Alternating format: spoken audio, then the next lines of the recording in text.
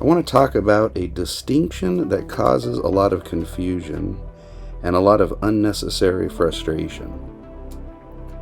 The difference between someone who is initially attracted to a person and then becomes their friend, and someone who is only interested because of that initial attraction. On the surface, those two situations can look identical. The same conversations, the same attention, the same early interest. But they are fundamentally different processes, and misunderstanding that difference leads people to misread intentions, misjudge outcomes, and often blame themselves for something that was never actually about them. First, it helps to be clear about what attraction actually is. Attraction isn't just physical. It can be looks, it can be money, it can be status or connections, it can be ability, competence, or confidence, it can be access to experience, information, or opportunity. Sometimes it's admiration, sometimes it's curiosity, sometimes it's what someone represents rather than who they are. All of those are forms of attraction, and all of them can create the same early signals: attention, engagement, interest, proximity. That's why this distinction matters. Initial attraction is simple. It's a response to something noticeable, and it doesn't require depth. At this stage, attraction isn't a commitment, it's a signal. When someone is open to friendship developing after attraction, what they're actually interested in is continuity. They want to know what happens when the obvious draw is no longer the main event. They're curious whether conversations still work once novelty fades, whether respect holds without tension, whether interest survives familiarity. Attraction opens the door, but it doesn't run the house. In contrast, when someone is only interested because of the initial attraction, the attraction is the relationship. Once the draw weakens, once the access stabilizes, once the benefit becomes familiar, their interest fades, not because something went wrong, but because the reason for engagement has been exhausted. This isn't always calculated, often it's unconscious. Some people are oriented towards attraction rather than connection. Their interest in what someone offers, not who they are once the offering is known. Friendship requires something different. It requires consistency, reciprocity, a willingness to stay engaged without novelty doing the work. Not everyone is built for that. Here's where people get stuck. They assume that if attraction was real, friendship should naturally follow. But attraction and friendship answer different questions. Attraction asks, what is interesting here? Friendship asks, what is stable here? Those questions don't appeal to the same motivation. Someone who becomes your friend after attraction is comfortable with depth replacing excitement. They don't interpret reduced intensity as loss. They don't need constant stimulation to stay engaged. Someone who disengages once attraction fades often experiences comfort as stagnation. Predictability feels like decline, so they move on, not because the person changed, but because the incentive did. This is where many people take the wrong lesson. They assume they become less attractive, less valuable, less interesting. But often the truth is simpler. The attraction that initiated the connection was never meant to sustain it. It did its job. Another important signal is pattern. People who are open to friendship tend to show up steadily, even when nothing's happening, even when there's no obvious benefit. People who are only driven by attraction show up selectively. Strong presence when the draw is fresh, distance when it stabilizes, reappearance when the novelty returns. Once you see this pattern, it's hard to unsee. Understanding the distinction doesn't make things colder, it makes them clearer. Not every connection is rejection, not every friendship is a downgrade, not every loss of interest is a failure. Sometimes it's simple, the end of an exchange that was never designed to become a relationship. Attraction opens doors, friendship decides which ones stay open, and those decisions aren't made by effort, they're made by orientation. Once you understand that, a lot of confusion quietly disappears.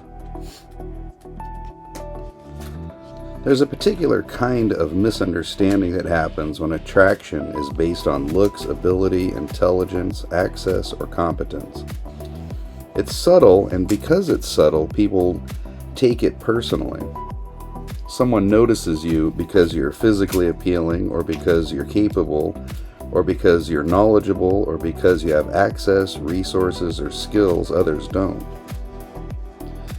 That kind of attraction is real, but it's not the same thing as personal connection. People are drawn to appearance and competence for the same reason. They stand out. Looks catch attention quickly. Competence holds it long enough for curiosity to form.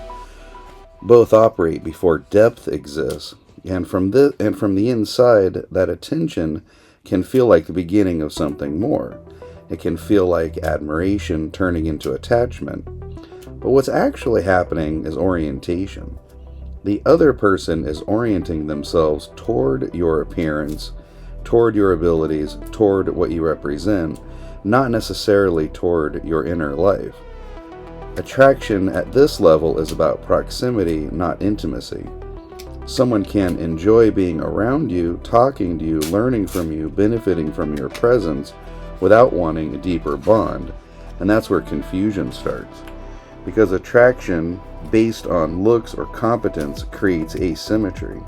The person being noticed often assumes that attention implies shared direction, but often the other person is simply responding to what's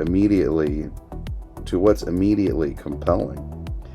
Once novelty settles, once familiarity replaces mystery, their behavior changes. They don't vanish, they don't turn cold, they relax. And that relaxation looks like friendship. This is where offense creeps in. The person who was noticed thinks, I was attractive enough to draw them in, but not enough to keep them.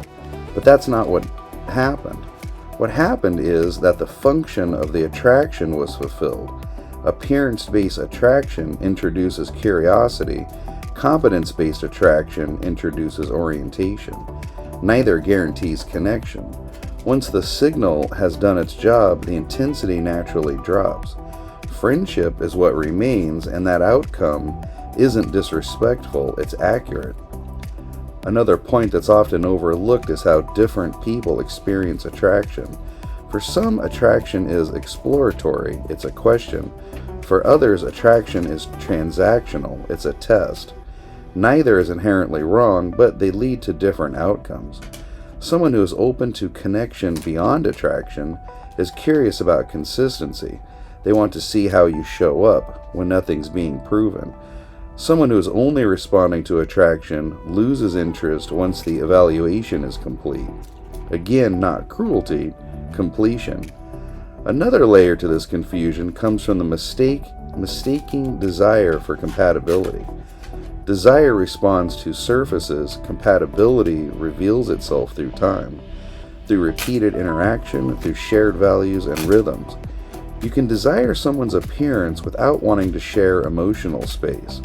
You can admire someone's mind without wanting to build a personal bond. When desire settles into comfort, it doesn't mean interest disappeared, it means fantasy gave way to reality. For the person who is desired or admired, that transition can feel like loss, because attraction validates identity. It confirms that something about you is valuable. When it fades, the ego asks, what did I lose? The honest answer is usually nothing. What faded was projection. What remained was clarity. Friendship based on familiarity is often more honest than attraction based on novelty. It's stable, it doesn't require performance, it doesn't depend on tension, but it only works if accepted on its own terms. When someone resents another person for no longer orbiting their looks or abilities, they reveal that they were invested in attention, not connection. That resentment is understandable, but it's misplaced. Because the other person didn't downgrade you, they completed their assessment, and assessment isn't rejection, it's alignment. There's also a practical reason why this dynamic repeats so often. Looks fade into familiarity, competence becomes expected. Once something stops being exceptional, it becomes contextual, and context doesn't produce the same charge as novelty. This isn't a flaw, it's how perception works. Understanding this prevents people from consistently trying to reignite attraction that was never meant to be sustained. Another important distinction: being interested is not the same as being compatible. Interest draws people in, compatibility determines who stays. Someone who remains your friend after attraction settles has chosen to stay without illusion. They're engaging with who you are, not what you signal. That's not an insult, that's respect. And finally, this applies far beyond personal relationships. It applies to work, mentorship, to creative spaces, to leadership. Anytime someone is drawn first to how you look or what you can do, the relationship has a natural ceiling.